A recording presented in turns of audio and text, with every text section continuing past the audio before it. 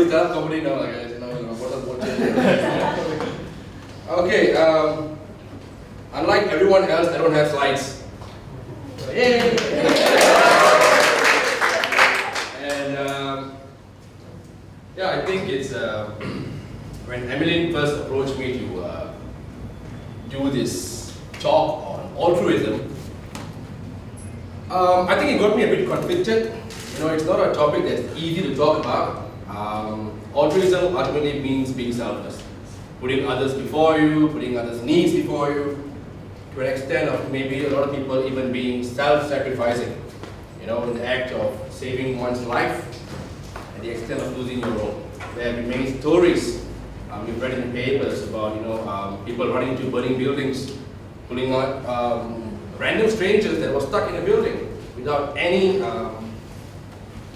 concern about their own well-being.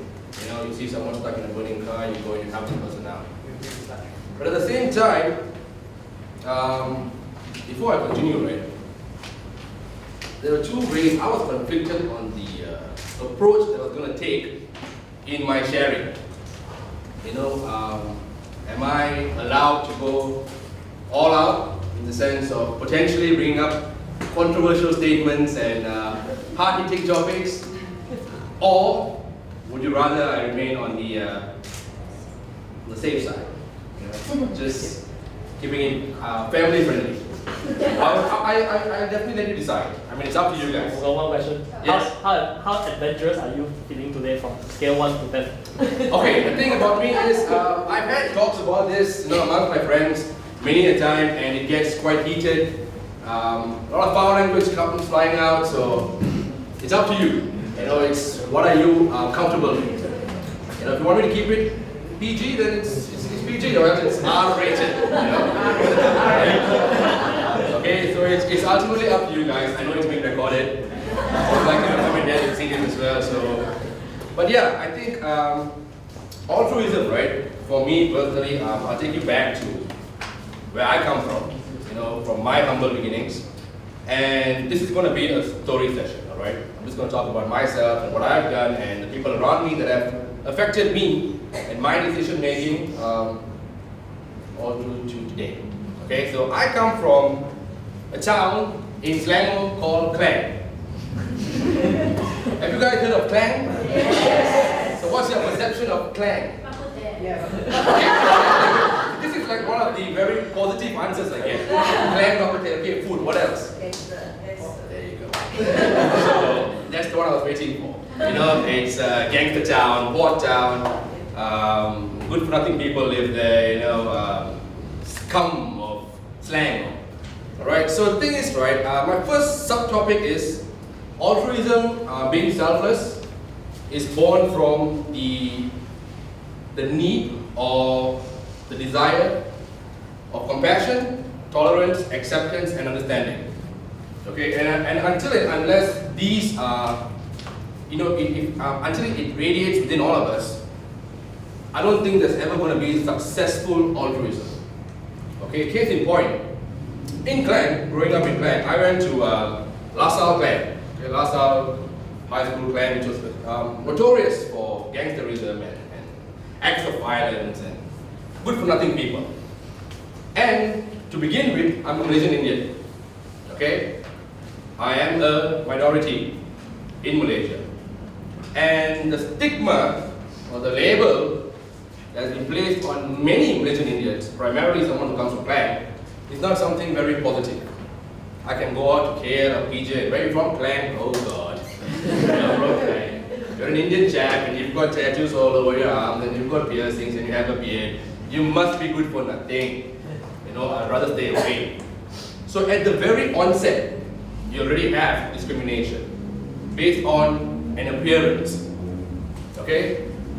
I'll give you another good example. This is a friend of mine, another Indian chap, driving down the street. Car speeds by, driving recklessly, let's just say, cutting between lanes, not indicating. And the first thing that comes out of this guy's mouth is, you see, we didn't get to see who the driver was. It's a car speeding by. Must be a Chinese fuck. That's the first thing that comes out of his mouth. And I'm like, Dude. I'm like, why did you say that? Only the Chinese will drive like this. Like their father's road. And more often than not, it'll be a Vios. You see a Vios apparently going crazy in the street, and 9 out of 10 is the Chinese driving that. Okay? And I'm like, dude, I think that's a bit uncalled for. And then he goes on to be like, oh, all Chinese drivers are like this. Okay? And because he's in the state of being angry, oh, I hope all these Chinese people die. We did an accident and died. From discrimination, you went to outright racism because you're already grouping a certain bunch of people into a category, and then you went into fanaticism. I hope they all die. But unfortunately, within our communities as well, right? We talk about social enterprises, NGOs, you've got church groups, you've got Muslim groups, you've got Buddhist groups, you have Hindu groups. How often do you see a group doing fundraising or doing a campaign for another bunch of people who are not of their belief system? How often do you see it happen? During Christmas, you have the church groups coming together, putting together care packages, food baskets. You're going to go around whilst caroling and give this to groups of people that require them, who are celebrating Christmas and who don't have enough. Okay, during Raya Haji, you have a lot of Islamic groups, gathering funds and to buy livestock. Let's donate this to a community that requires them. But how often do you see a Christian group doing fundraising to buy livestock for a Muslim community during Raya Haji? Do you see a church actually going out there and, you know what, guys, Raya Haji is coming, let's all gather our funds together and buy livestock for our Muslim brethren who don't have enough to afford a cow? How often do you see that happen? Rarely does. And therein lies the problem. I would term that as selective altruism. You are altruistic when it's beneficial. You are altruistic when it serves a purpose. I don't think it's right to say that altruism is something that goes right now, the current state of things. I don't think it's fair to say that altruism is something that transcends ethnicities and religion and race and color and creed. It's not. That's the reality of it. I've done programs that have taken me to foreign countries. All right, foreign countries whereby a certain demographic of people live in this country. Okay, they could either be pagans or animisms, or there's a small group of organized religion. And I've had people who are funding these trips specifically requesting me to ensure my beneficiaries belong to a certain belief system.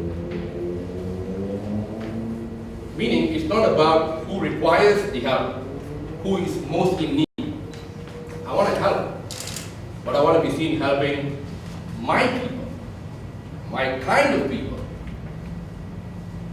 Ultimately, right, for me personally, compassion and empathy to all. That is what makes a successful, altruistic person. And until and unless we can actually overcome this minor or I would say small discrimination mindset, we're never going to see complete selflessness. Especially in a country like Malaysia, where we come from a multitude of races and religions and belief systems and cultures and traditions. The other thing is also the fact that altruism has taken on, being selfless, it's taken on a very sort of glamorous approach, or outlook amongst the younger ones. For instance, a lot of you who are college or uni students, right? When Amelie spoke to me, she said, something about pointing out opportunities for people to, or avenues or outlets for these young ones who are looking, right? How can I contribute? What can I do? Take 10 steps out of your house, you can find something that you can do for someone. It's as simple as that. You look at your neighbor whose yard is not mowed, take a grass cutter, go and cut the guy's grass. You walk out, you see garbage on the streets, pick it up. Why don't you do it? Why are you not doing it? Because it's not glamorous enough. Unless it's Facebook worthy or Instagram worthy, it's not glamorous enough and you don't do it.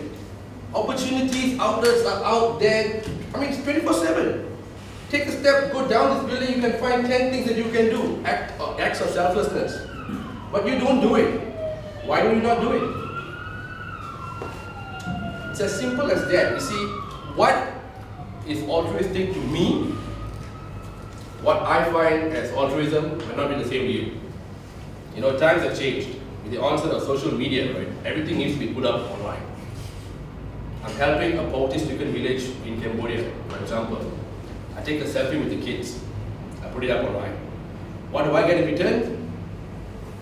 25, 30, 50 comments. Oh my God, the world needs more people like you.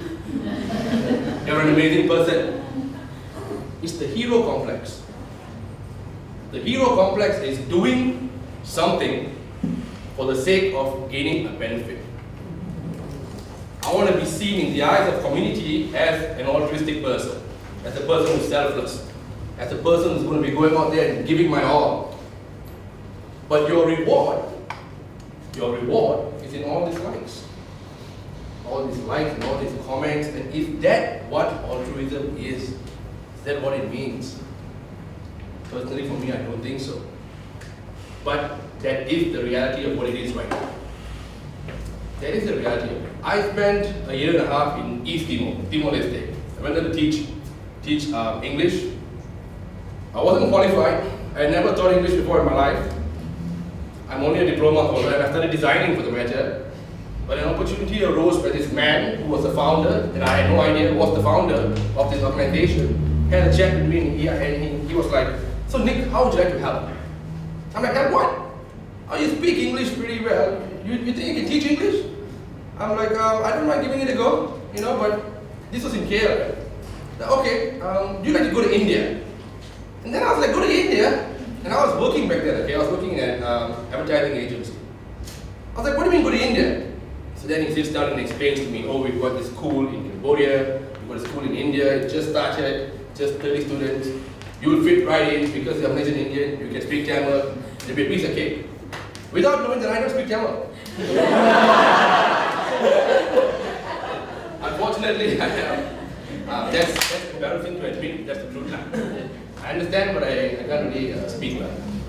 So I was like, okay, but I said, "No, dude, I'm working, man. You know, I can't just be backing up and leaving."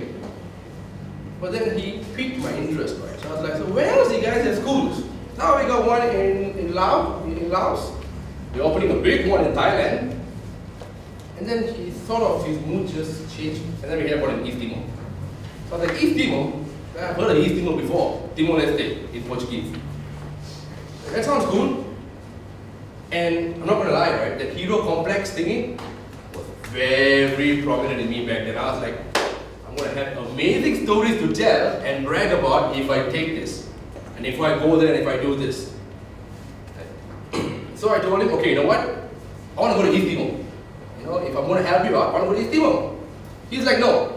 I said, "Why not?" "Oh, it's too dangerous, you know, because back then there was a lot of civil fighting and a lot of issues with current government and law and stuff." So I was like, "Okay, I'll make you a deal. I'm only going to help you guys out. I'm only going to teach if you send me there." And he was like, "You know what, okay, you talk to my son, he'll buy you a plane ticket when you're ready to leave." So I gave my company, my office, 24-hour notice. And within 5 days, I was in East Timor. From the time we had that check. Yeah. My parents were like, "What are you doing?" Going here, and my dad, onset of, you know, we had a laptop and stuff, started to Google search East Timor, and like, "Dude, why are you going here?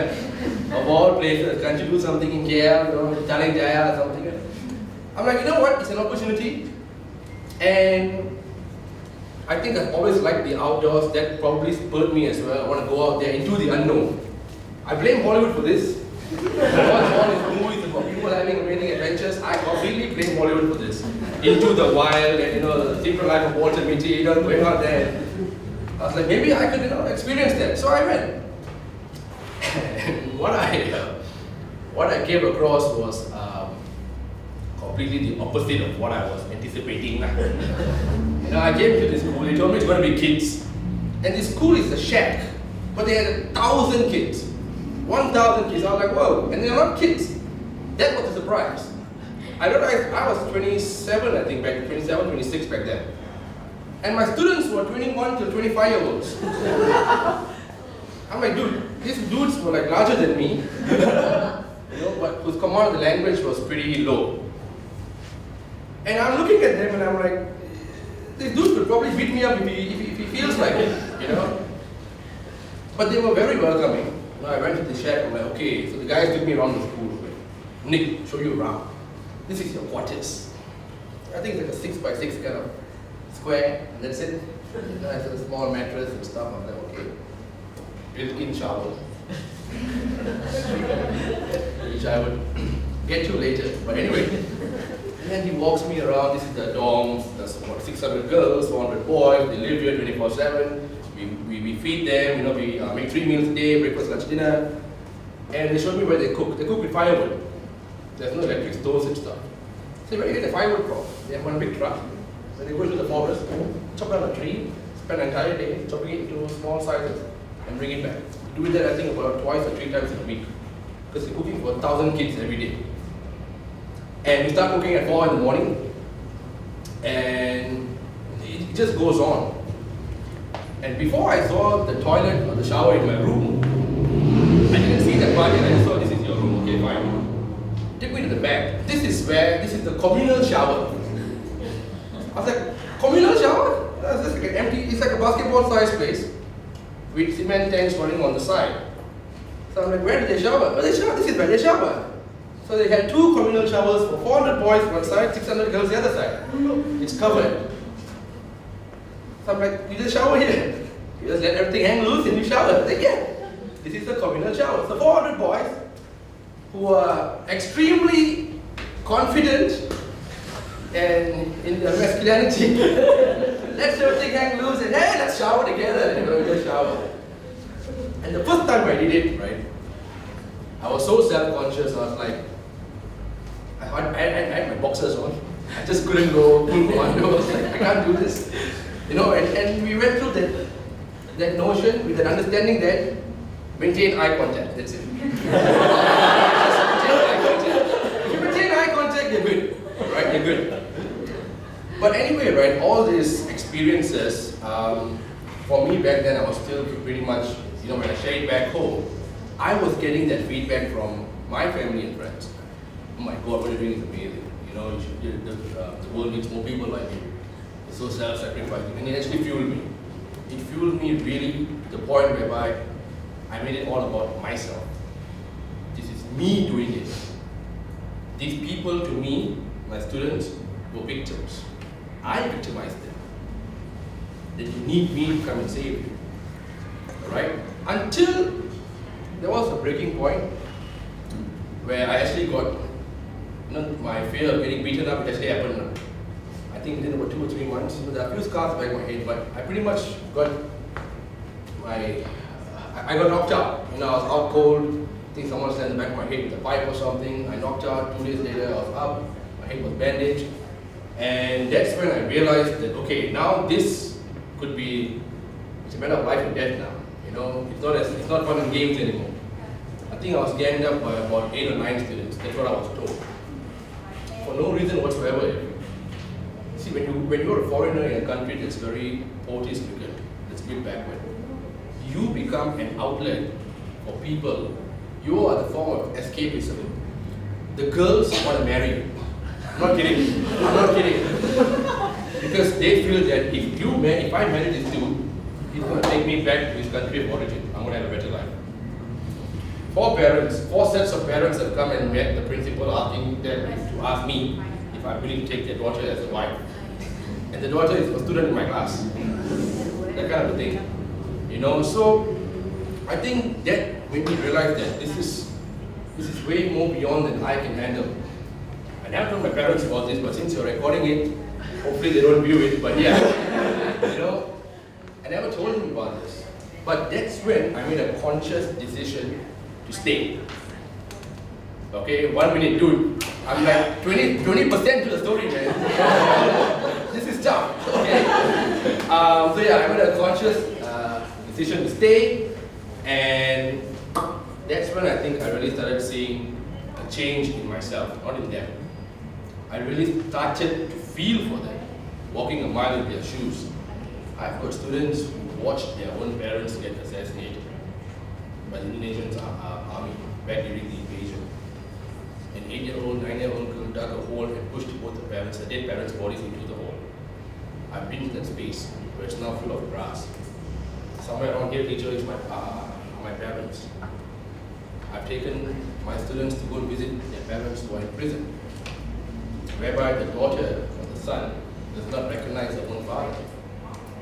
You got to check through the register and find out the last name and just bring people out, and then you see one man crying and running towards you, you assume this dude still recognizes his child. But this girl is emotionless. If she doesn't understand, she can't recollect how her father looks like. So when you have experiences like this, it kind of changes your mindset on how you view people.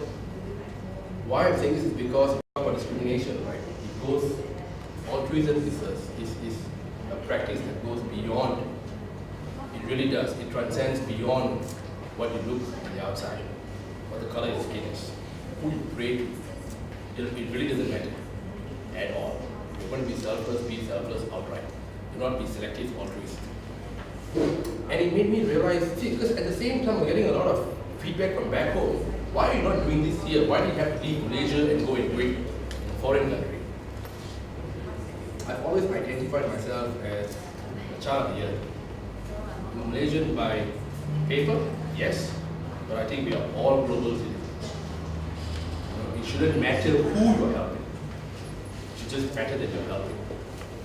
Okay, and I think from there, I had a new lease on life as a whole. And I started viewing these guys as my equals. What I can do for you, I'm going to do for you. I'm going to give you my blood, sweat, and tears. I wasn't getting paid. So they gave me the place to stay and they gave me food. We eat porridge in the mornings, we eat rice in the afternoons, rice at night. You know those cocktail sausages? If you're lucky we get one piece, if you're not lucky we get half. And some greens. So we go to all these markets and we get the greens that they're going to throw out. And we pick through the leaves or the tomatoes and see what can be used, and we take it back and we cook it. The school was not getting funded. So in doing all this, then I came back to Malaysia because there was some issues with my visa. The new government imposed new legislations, new laws, and I came back and I couldn't go back. But that's when I ended up in Cambodia. You know, another door opened. A year in Cambodia, about 9 months in total. And that's where I met Abilin and Nabila and Chua and Siraj. These guys were all my volunteers. I was the mission lead. So I brought them to Cambodia and we had a lot of deep sessions together where we speak, we share, a lot of wounds were healed. Not so much with the beneficiaries within themselves. A lot of these kids also carry a lot of burdens on their shoulders. I'm sure all of you do. Being an altruist is not the act of doing, it's the act of being. Be an altruist. You don't have to do to be an altruist. Sometimes just at the sense, at the very core, be. The act of being a shoulder for someone to cry on, being a listening ear. It matters a lot more than actually building something physical and giving it to you. You know, people can forget what you've done for them, but they never forget how you made them feel. I think someone very famous said that. I forgot the lady's name, but she recently passed away. Very prominent black activist in America. Maya Angelou. There you go. Who is that? Maya Angelou, yes. Can't really remember what name, yeah. So, and I think, yeah, I would just like to end, and you know, altruism or being altruistic is an everyday sort of occurrence. How you treat your parents at home. Don't think about underprivileged or marginalized communities, but start from home. How you treat yourself. Be an altruist to yourself, to your parents, to your neighbors, to the guy who's coming and cutting your grass or picking up your garbage. A lot of these are things that we take for granted. But if no one comes and cleans your drains, it's going to stink. If no one comes and picks up your garbage, it's going to stink. They are doing you a public service. How often have you showed your gratitude and thanks to them? How often have you done something for them instead? The garbage man comes along, have you ever like, you know what guys, I packed about 3 packets of food for you guys for lunch. Here you go, take it. You always think about the glamorous side of altruism. You know what, I want it to be something big, something earth-shattering, something that's going to get me a lot of brownie points. For me, that's fake altruism. That's just the hero complex in you trying to get as much leverage as you can for your own personal growth. Don't ever victimize your beneficiaries. Look at them as equals. Not go into the savior complex whereby I'm here to save you without me doing nothing. Because you learn as much as they learn from you. You learn from them as well. That's what I learned. That's what I personally feel compelled to tell you guys. When I was brought up, when this topic came up, speak about altruism. Don't be a fake ass. Be real. Be real. It's very easy to fall into that rut of doing things that make you feel good. I do it as well. But I'm not going to stand here. You see, I'm not talking about my organization. I have an organization which was already put up earlier, the Asal and Nasli. I'm not going to sit up here and tell you that my company is doing outreach work and we're all for people. Hell no. I'm making money out of it. That's the truth. I am making money out of it. I have a for-profit section and a not-for-profit section. I need to feed myself. I'm not the kind of guy that's going to lie over a bomb to save the rest of you. No, I'd rather keep the bomb away. And that's the reality that we all need to accept. It's not wrong to make a living out of running a social enterprise. It's not wrong to be seen driving a big car. It's not wrong at all to want the finer things in life while being a social entrepreneur. People will talk, you can't change them. But at the very core, just keep doing what you're doing. I'm a firm believer in disregarding terms like sustainability and it might go against what the other speaker said, but if I see a family that needs water, I'm going to build you a water filter. Simple as that. I can also think about the fact that can you maintain this, can you sustain this? That doesn't cross my mind at all. You need help, I'm going to help you. Everything else, belakang cerita, talk about it later. Because sometimes in this pursuit of sustainability and all these other mumbo jumbo of terms, you lose sight of the fact that this dude just needs help. Just go help him out. Simple as that. Figure things out later. Get it done. Get it done first. If you can teach someone English and you think, I got time to spare, go and teach. Figure out your marking systems later, but get moving first. Just get off your asses and get moving first. Because otherwise you're going to sit down all the time and think, what if, what could have happened, what about this, what about that, and you're not going to do anything. Alright, so in regards to altruism, I guess I'll end with be real, practice altruism in your everyday life, and be sincere. I think at the very core, look at everyone individually as a person and not by the color of their skin or stigmas that have already been placed on a certain bunch of people. They always say, Melayu malas, India mabo, China beto. Right? I think this I've heard since I was in primary school. Okay, from primary school. Indians are the guys who gets drunk and beats up his wife. The Malays are just ladies, they sit down and they take whatever funds or privileges from the government. And the Chinese are just dirty because they don't shower when they come to school and they smell it all the time. It might seem there's something so innocent, but ask yourselves as of right now, in this age, if you were walking by a street and saw a bunch of Indian men, like me, with raggedy ass looking, with thick beards, sitting down having drinks, would you feel safe to walk by them? Because that preconceived notion is really stuck in the back of your head. And you will find another way to go around that street maybe. You see a bunch of guys speeding down the road, full face helmets, must be a plane. You don't know. Did you see the dude's face? Did you check it out? No. So I think it's tweaking from the very core, tweaking your mindsets. And then altruism, or being selfless, will happen naturally. You don't even have to work at it. It just happens naturally because now everyone is an equal. You're just another person living on this planet. It's not you're another Muslim person living on this planet, you're another Catholic person living on this planet. I'm going to search my bunch of people and help them. Everyone. Black, white, yellow, brown, green, red, whatever. Aliens will come through. They need help, we help them, right? Yeah. I guess my time probably ended a while back. The guy in the back gave up on showing me that. He's like, you know what, this dude is going to go on and on. I'm the last speaker anyway, you guys can all go back after this. So, yeah, I think thank you so much for having me. I want to thank all of the other speakers as well, you know, for making it that much harder for me to come up here and talk. Being the last speaker is not easy. I think half of my material Shai already mentioned, and I was like, oh my God. And then Nabila comes and talks about Michael, and I'm like, there you go, what am I going to talk about? So yeah, I apologize for not preparing slides. It's just not me. I don't do slides. It's very personally for me, it's something that comes from within.